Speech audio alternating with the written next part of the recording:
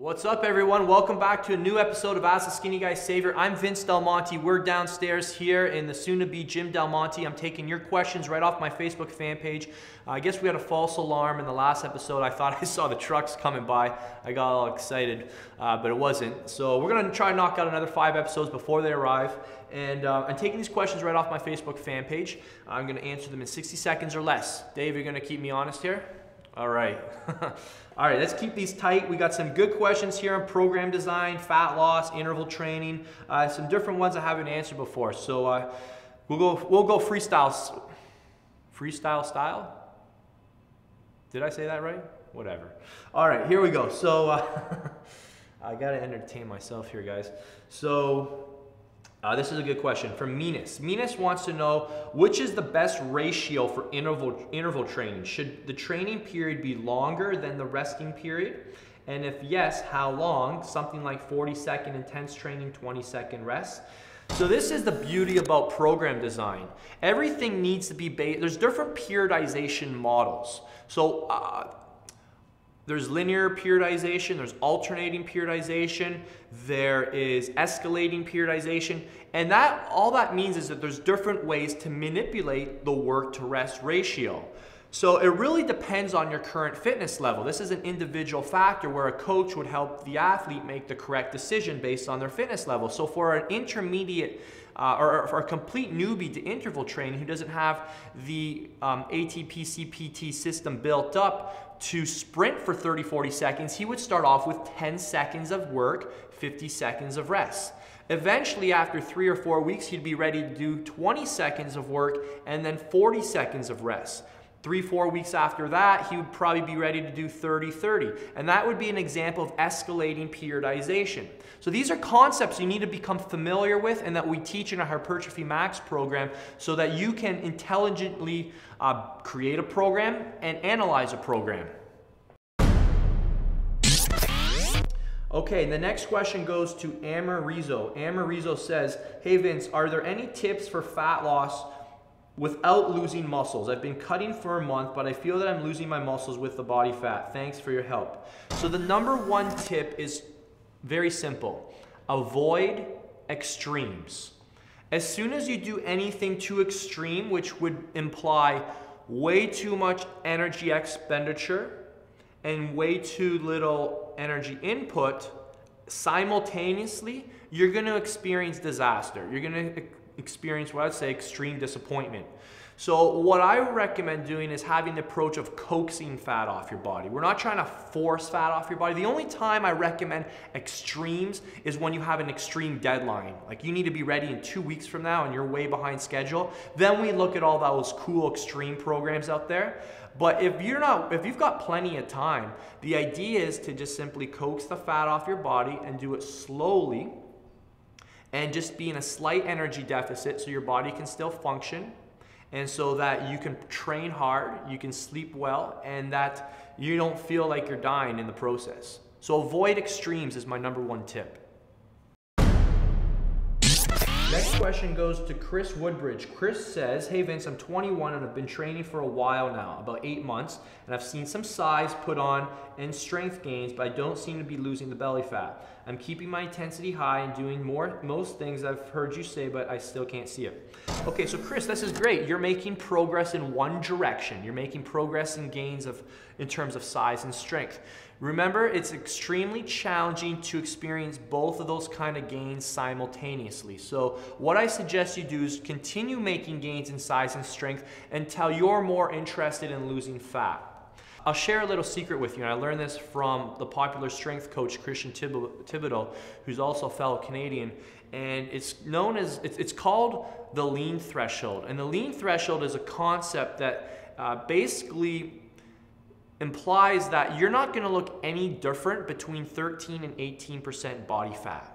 If you look at a guy who's got 13% on the scale and you look at a guy who's got 18% on the scale, it's going to be very hard to distinguish with the eye. Your body doesn't really start looking dramatically different until you dip in around 10% body fat. So if you do want those kind of visual, noticeable improvements, think about setting a goal, getting down to 10% body fat. So the next question goes to Serban Zaris. Serban says, hey, I'm 18 and I have to know which one is better for building strength / muscle mass. Assisted pull-up dips machine or the usual assist from a buddy. Okay, so you first need to distinguish what your goal is. And this is where a lot of guys get confused because they don't understand that there's different training outcomes, different training effects that require different training programs. Building strength, the whole act of getting stronger, believe it or not, you can get stronger without increasing muscle mass. On the flip side, you can also increase muscle mass without getting stronger. There's not a direct correlation every single time. Now, most of the time, it's a byproduct over the long term, but it's not a direct correlation. You have to understand that. So the first thing is for you to tell me, Vince, I actually just want to gain strength. If your goal is simply to gain strength, we would start off with working with your own body weight. We wouldn't use the assisted pull-up machine. But if your goal was muscle mass, having a friend there who can assist you to get extra reps is going to help you fatigue the muscle, put more tension on it, which in turn is going to help build more muscle mass. So you need to distinguish what's your ultimate outcome, strength or muscle mass. And then we design the program around that. Next question from Zkong, HPT, must be short for the last name. For skinny guys, is it really true that only compound exercises can help to gain more muscle? No, it's not true. What if you can't control the muscles while using compound exercises? For example, most guys who are brand new to the gym start doing a bench press, they're using everything but their chest. They're using their back, they're using their hips, they're using their shoulders, they're using their arms, because all they're thinking about is getting that bar up. When you're training out of survival. You don't want that bar to come back down. So a lot of people don't even have the mind-muscle connection to actually shove in, recruit their pecs, lower under control, squeeze their pecs, pause, and then press. So what was the question? So the compound exercise, the same thing with squats. A lot of guys are using everything but their quads because, again, they don't want to fall. They've got weight on their back. So compound exercises are something we graduate to once we learn how to use the musculature with isolation and without integrating multiple joints at the same time.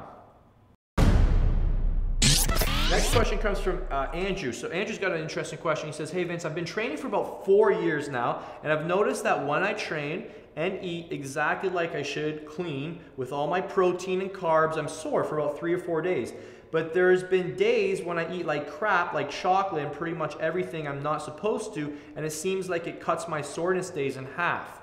Am I crazy, or is there something more to this? Thanks, all the way from the opposite side of Canada, Newfoundland. So obviously at first that sounds like it defies everything we know. Proper nutrition helps accelerate recovery, but here's my theory. What's happening is that when you're eating crap, you're essentially not training as hard, and that's why you're not sore. The proper nutrition allows you to train at an optimal intensity. So the reason you're getting sore is because you're able to train hard when you're eating properly. Once you eat crap, you're not able to train at the intensity without sufficient stimulus to create an overload effect, to create an overreaching effect so that your body actually gets sore. So I think you're just looking at this from the wrong perspective.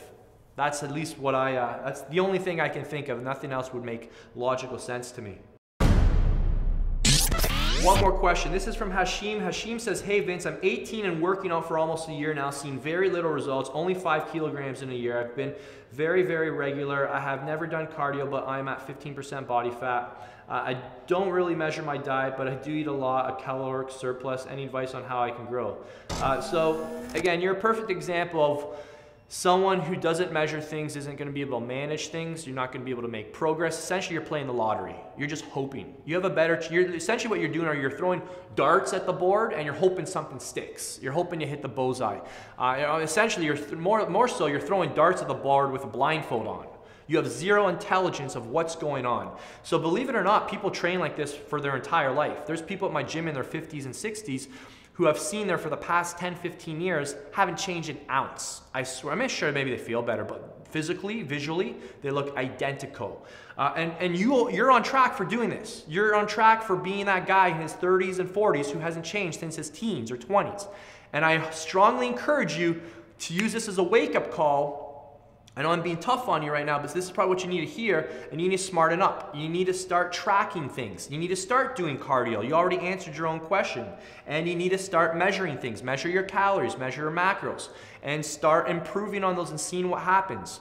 So you're definitely a great candidate for signing up for one of my programs and letting me take all the thought out for you so you can just start implementing something that's already created for you. So I hope that was encouragement to you, and you've got a lot of room for improvement if you make those changes. Thank you so much for watching. That's another 5 questions. I look forward to doing the next episode. We're gonna flip the cameras around and we're gonna start filming as these guys are coming in. I heard the doorbell go. They're here, they're outside. There's 2 50-foot trucks outside of my court right now, getting ready to bring all the equipment down into the basement. This is gonna be an epic day. I've been waiting for this for so long. It feels like Christmas morning, and it's very exciting to be able to share it with you. Doing stuff like this on your own is just not the same. My wife is here, and I tell my family and my buddies and that, but to be able to share with all you guys here, it's really, really special for me. So thank you so much for watching. I look forward to doing this again so that you're notified when I upload a new episode. Make sure you hit the subscribe button, and I put some cool things for you below in that description box. So click that and see what I got there for you. See you guys next time.